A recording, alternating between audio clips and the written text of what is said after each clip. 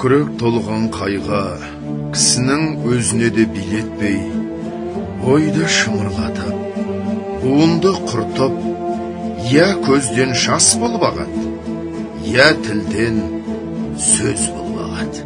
Қазақтар, Құдай, жас баладай қайықсыз қыла көр деп, тілек тілегенін өзім көрдім.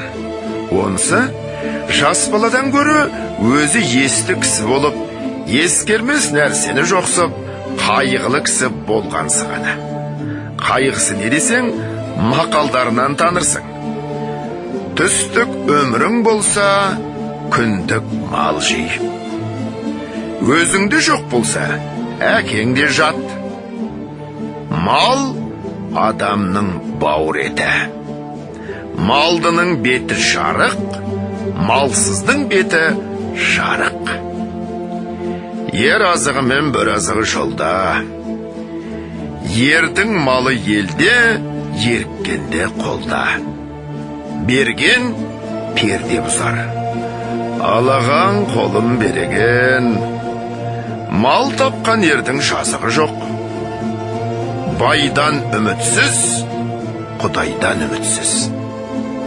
Қарның ашса, қарал үйге шап.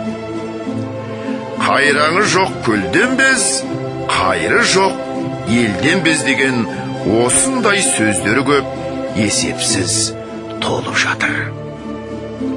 Бұл мақалдардан не шықты? Мағлұм болды. Қазақ тыныштық үшін, ғылым үшін, білім үшін, әділет үшін қам жемейді екен. Бірақ мал үшін қам жейді екен. Ол малды қалайша табуды білмейді екен. Бар білгені, малдыларды алдап, мақтап алмақ екен. Бермесе, оныменен жауласпақ екен. Егер малды болса, әкесін жаулауды да ұят көрмейді екен. Әйтеуір ұрлық, қулық, сұмдық, тіленшілік.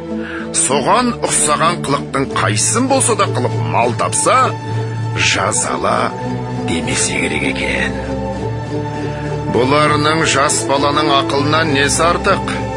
Бірақ жас бала қызыл ошақтан қорқушы еді. Ал бұлар тозақтан да қорқпайды екен. Жас бала ұялса, жерге ені жаздаушы еді. Бұлар неден болса дей алмайды екен. Сол ма артылғаны? Қолымыздағыны үлестіріп талатпасақ, бізде өзіңдей болмасақ безеді екен. Іздеген еліміз сол ма?